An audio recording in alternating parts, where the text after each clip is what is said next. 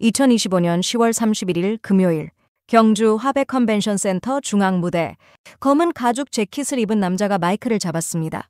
엔비디아 CEO 젠슨 황, 그는 말했습니다. AI는 이제 전기를 먹는 산업입니다.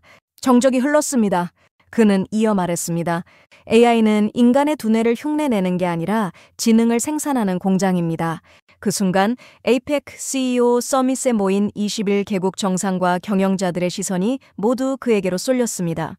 같은 날 오후였습니다.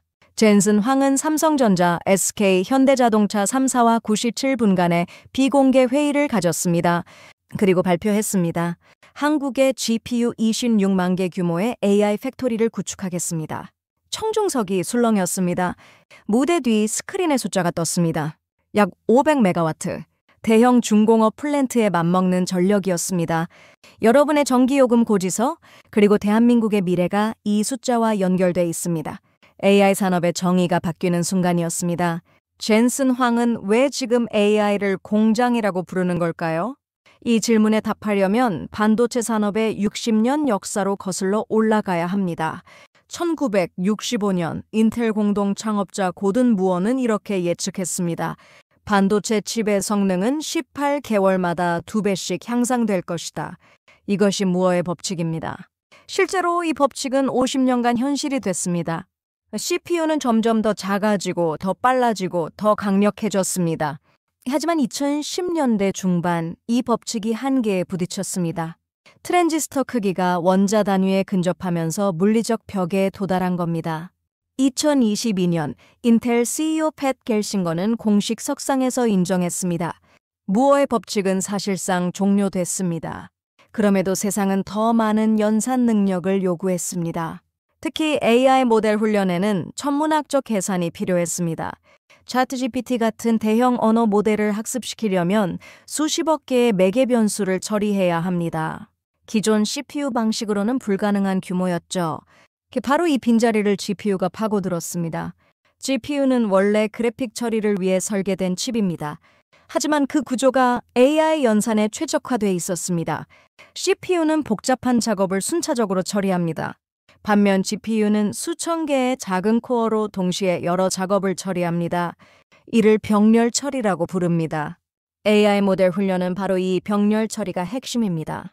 수백만 장의 이미지를 동시에 분석하고 패턴을 학습하는 작업이기 엔비디아는 이 구조적 강점을 간파했습니다. 2012년 토론토대 연구팀이 GPU로 이미지 인식 AI를 훈련시켜 세계 1위를 차지했습니다. 이 사건이 AI 산업의 전환점이 됐습니다. 그 결과 현재는 이런 구조가 고착됐습니다. 전 세계 AI 기업의 95%가 엔비디아 GPU를 사용합니다. 챗GPT, 클라우드, 제미나이 같은 주요 AI 모델은 모두 엔비디아 칩으로 훈련됐습니다. 젠슨 황은 이 흐름을 읽고 전략을 전환했습니다. GPU는 더 이상 그래픽 칩이 아니다. AI 시대의 엔진이다. 그래서 지금 그는 AI를 공장으로 정의한 겁니다. 젠슨 황이 말하는 AI 팩토리의 핵심은 가속 컴퓨팅입니다. 가속 컴퓨팅이란 GPU를 활용해 연산 속도를 비약적으로 높이는 방식을 말합니다. 기존 CPU 방식과 비교하면 그 차이가 압도적입니다. 2023년 한 연구 실험 결과 같은 AI 모델을 훈련시킬 때 GPU는 CPU보다 18배 빨랐습니다. 더 충격적인 건 전력 소비량입니다. 속도는 18배 빨랐는데 전력은 4분의 1 수준이었습니다. 이것이 AI 기업들이 GPU에 매달리는 이유, 바로 가속 컴퓨팅의 극단적인 효율성입니다. 문제는 이 방식이 규모의 전쟁이라는 점입니다. AI 모델이 커질수록 더 많은 GPU가 필요했습니다. 2020년 GPT-3가 1만 개, 2024년 구글 제미니 울트라가 5만 개를 사용하며 규모는 기하급수적으로 커집니다. 엔비디아는 이 수요를 맞추기 위해 칩 설계를 진화시켰습니다. 4년 만에 성능이 10배 이상 오른 블랙웰 세대까지 왔습니다. 하지만 성능만으로는 부족합니다. AI 훈련에는 메모리 대역폭이 생명입니다. 여기서 등장한 것이 HBM, 고대역폭 메모리입니다. HBM은 데이터 전송 속도가 기존 메모리보다 10배 빠릅니다. 삼성전자와 SK 하이닉스가 이 시장의 95%를 점유합니다. 칩과 메모리가 결합되면서 GPU는 단순한 연산 장치를 넘어 데이터를 흡수하고 지능을 생산하는 시스템이 된 겁니다. 그래서 젠슨 황은 이걸 공장이라 부르는 겁니다. 젠슨 황의 핵심 문장이 있습니다. AI는 도구가 아닙니다. 노동력입니다. 그 말은 산업 개념을 바꿔놓았습니다. AI는 더 이상 클라우드 속 서비스가 아닙니다. 24시간 작동하는 노동체계입니다. 실제로 챗GPT는 하루 수억 개의 질문에 응답합니다. 테슬라의 AI는 수백만 대의 차량을 통제합니다. 이건 도구가 아니라 가동 중인 시스템입니다. 그는 덧붙였습니다. 공장에서 로봇팔이 부품을 조립하듯 AI는 데이터를 조립합니다. 차이는 공간뿐입니다. 로봇은 물리 공간에서 움직입니다. AI는 디지털 공간에서 계산합니다. 하지만 본질은 같습니다. 둘 다 반복적이고 대규모이며 24시간 가동됩니다. 결국 AI도 공장처럼 설계돼야 합니다. 부지, 전력, GPU 세 축이 맞물려야 합니다. 부지는 데이터 센터 건물입니다. 전력은 수백 메가와트급 전력망입니다. GPU는 수만 개가 연결된 생산 설비입니다. 젠슨 황이 AI를 공장이라 부르는 이유, AI는 토큰을 생산하기 때문입니다. 토큰은 언어의 최소 단위입니다. 즉 AI가 만들어내는 지능의 부품입니다. 챗GPT가 문장을 만들 때 단어를 토큰 단위로 쪼개서 처리합니다. 하루에 수십억 개의 토큰이 생산됩니다. AI 팩토리는 이 부품을 찍어내는 공장입니다.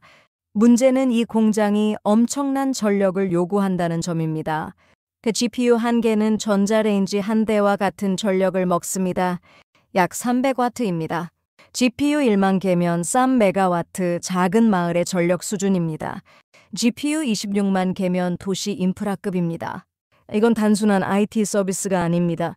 철강, 석유화학, 조선과 같은 중공업 수준의 산업입니다. 때문에 AI 산업은 이제 전력, 부지, 냉각, 물류가 결합된 총합산업으로 진화하고 있습니다. 오늘 꼬부기TV는 AI는 노동력이다라는 전환점을 짚었습니다. 구독과 좋아요는 더 깊은 분석을 만드는 힘이 됩니다. 왜 한국인가? 젠슨 황의 답은 명확했습니다. 첫째, 메모리입니다. 세계 HBM의 95%를 하이닉스와 삼성이 공급합니다. AI 칩은 HBM 없이 작동할 수 없습니다. 엔비디아 입장에선 공급망을 안정화할 수 있는 최적지입니다. 둘째, 전력입니다. 원전 비중 30%, 세계 5위급 안정성을 자랑합니다. 한국은 1인당 전력 생산량이 세계 5위입니다. AI 팩토리는 24시간 끊김없는 전력 공급이 생명입니다. 한국은 그 조건을 충족합니다. 셋째, 산업 생태계입니다.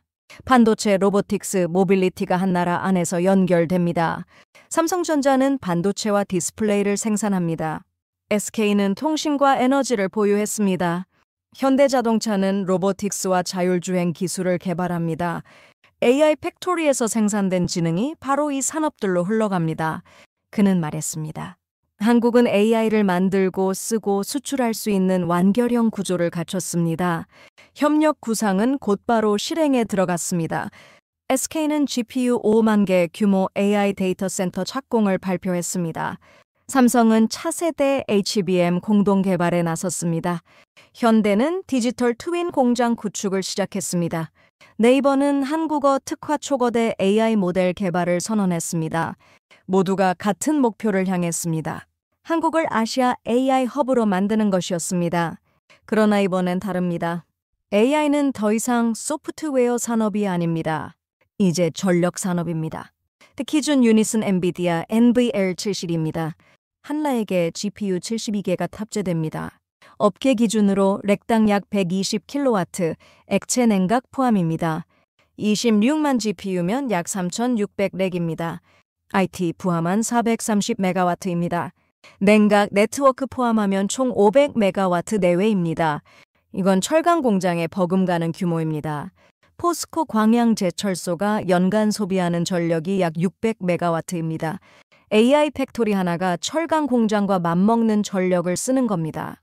AI는 전력을 먹고 그 안에서 지능을 생산하는 발전소가 되었습니다.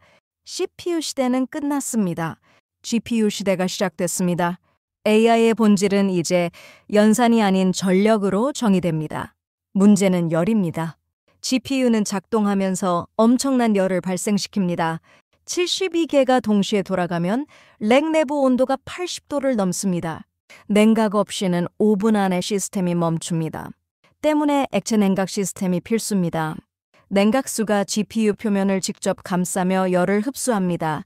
이 냉각수를 순환시키는 펌프만 수백 와트를 소비합니다. 26만 GPU를 시키려면 냉각수만 수만 톤이 필요합니다. AI 팩토리는 단순한 컴퓨터가 아닙니다. 전력, 냉각, 네트워크, 부지가 결합된 거대 인프라입니다. 젠슨 황은 이렇게 정리했습니다. AI 팩토리는 지능을 생산하는 발전소입니다. 젠슨 황의 발표 후 한국 산업은 즉시 반응했습니다. SK는 판교에 GPU 5만 개 AI 센터 착공을 발표했습니다. 투자액은 3조 원입니다. 완공 시점은 2027년 상반기로 예정됐습니다. SK 최태원 회장은 말했습니다. 이건 단순한 데이터 센터가 아닙니다. AI 지능 생산 기지입니다. 네이버는 한국어 초거대 모델용 6만 GPU 인프라 구축을 시작했습니다. 목표는 한국어 특화 대형 언어 모델 개발이었습니다. 네이버 최수연 대표는 이렇게 설명했습니다. 영어 기반 AI는 한국어 뉘앙스를 제대로 이해하지 못합니다. 우리가 직접 만들겠습니다. 삼성은 HBM4 개발을 선언했습니다. 2024년 기준 삼성의 HBM 시장 점유율은 약 50%입니다. SK 하이닉스와 함께 전 세계 HBM의 95%를 생산합니다. 삼성은 여기서 멈추지 않았습니다. 데이터 전송 속도를 현재보다 2배 높이는 목표를 세웠습니다. 삼성전자 경계현 사장은 말했습니다. AI 시대의 승부는 메모리가 결정합니다. 현대는 디지털 트윈 공장으로 효율 18%를 향상시켰습니다. 2025년 9월 울산 공장에 디지털 트윈 시스템을 도입했습니다. 디지털 트윈이란 실제 공장을 가상 공간에 그대로 복제한 시스템입니다. 엔비디아의 옴니버스 플랫폼을 활용했습니다. 로봇 1200대가 움직이는 조립 라인 전체가 가상 공간에 구현됐습니다.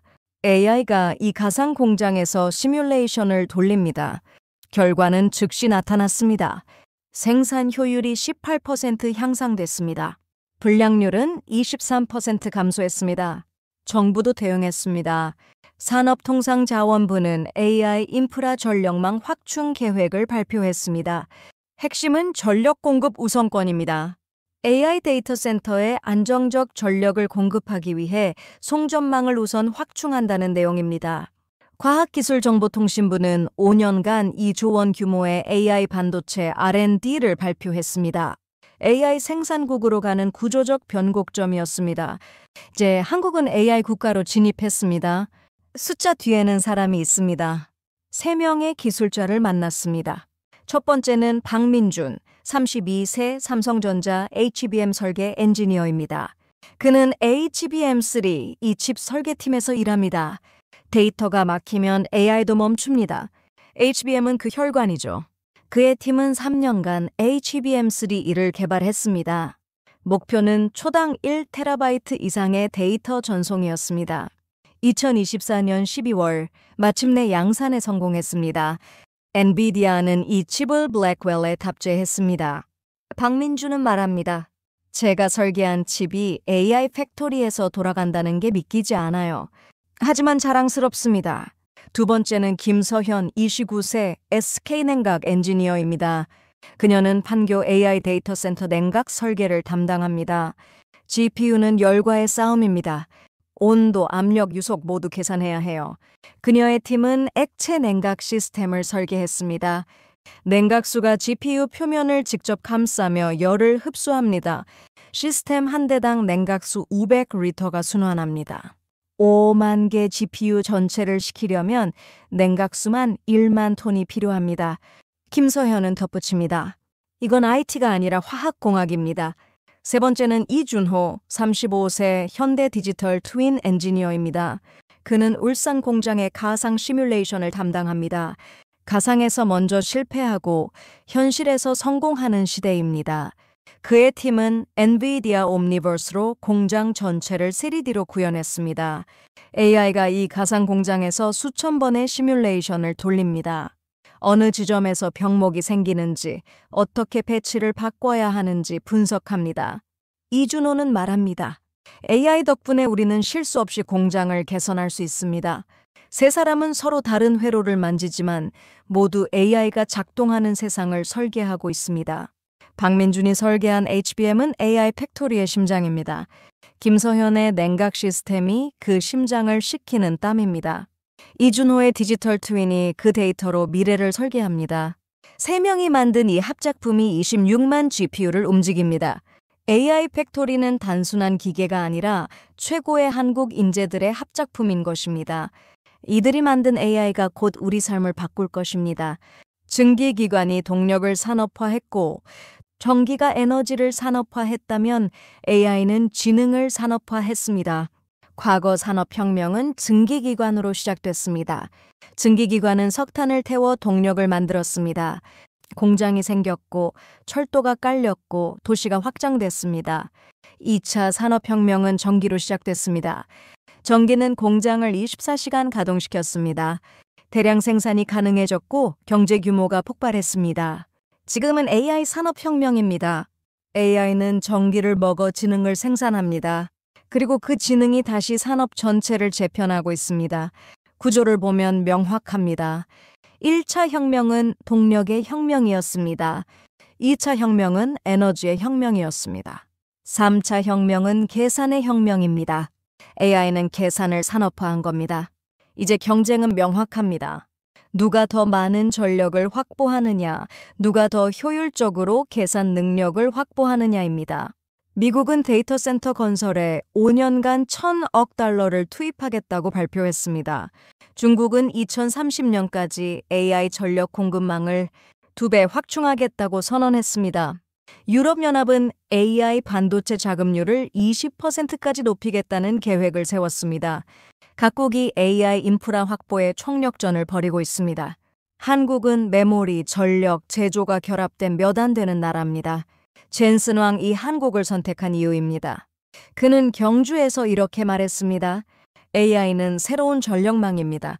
20세기가 전기 인프라였다면 21세기는 AI 인프라입니다. 그의 예측은 이미 현실이 되고 있습니다. 하지만 이건 시작일 뿐입니다. 2027년 판교와 경주에 AI 팩토리가 완성됩니다. 2030년 한국의 AI 인프라는 현재의 5배로 확장될 전망입니다. 그때부터 진짜 경쟁이 시작됩니다. 이건 단순한 기술 개발이 아닙니다. 국가의 생존 전략입니다. 2027년 GPU 26만 개가 가동되면 한국은 아시아 AI 인프라 허브가 됩니다. AI는 이미 병원, 공장, 학교, 도로 속에서 보이지 않게 우리 삶을 바꾸고 있습니다.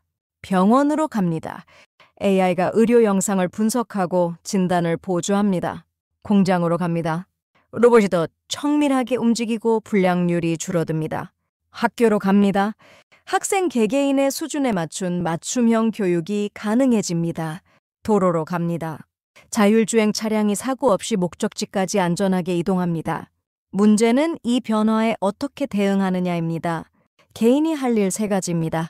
첫째, AI 리터러시입니다. AI의 한계와 가능성을 이해해야 합니다. 챗GPT 같은 도구를 실제로 써보고 한계를 경험해야 합니다. 둘째, AI 활용력입니다. AI를 잘 쓰는 인간이 미래를 잡습니다. 문서 작성, 데이터 분석, 아이디어 도출, 이 모든 과정에서 AI를 보조 도구로 쓸 수 있어야 합니다. 셋째, 직업 재설계입니다. 반복은 기계, 창의는 인간에게 남습니다. 반복적이고 규칙적인 업무는 AI가 대체할 가능성이 큽니다. 반면 창의성, 판단력, 공감 능력이 필요한 일은 여전히 인간의 영역입니다. 지금부터 어떤 역량을 키울지 선택해야 합니다. 꼬부기 TV는 앞으로 3가지 지표를 추적합니다. 첫째, AI 인프라 전력량입니다. 2027년 500메가와트에서 시작해 2030년엔 얼마나 늘어날까요? 이 숫자가 한국의 AI 산업 규모를 보여줄 것입니다. 둘째, HBM 생산량입니다. HBM은 AI의 심장입니다. AI 메모리가 얼마나 빠르게 많이 생산되느냐가 경쟁력을 결정합니다. 셋째, GPU 데이터 센터 수입니다. SK, 네이버, 카카오가 얼마나 많은 GPU를 확보하느냐, 이것이 한국 기업의 AI 역량을 말해줄 것입니다. 데이터가 말하는 순간까지 꼬부기 TV는 계속 추적하겠습니다. 젠슨 황의 선언은 시작이었습니다. AI가 전력을 먹고 지능을 생산하기 시작할 때 그때부터 진짜 변화가 시작됩니다. 여러분은 이 새로운 문명에 어떻게 탑승하시겠습니까? AI 시대 어떻게 준비하고 계신지 댓글로 의견을 달아주세요. 느리지만 정확하게 멀리 내다보는 꼬부기 TV였습니다.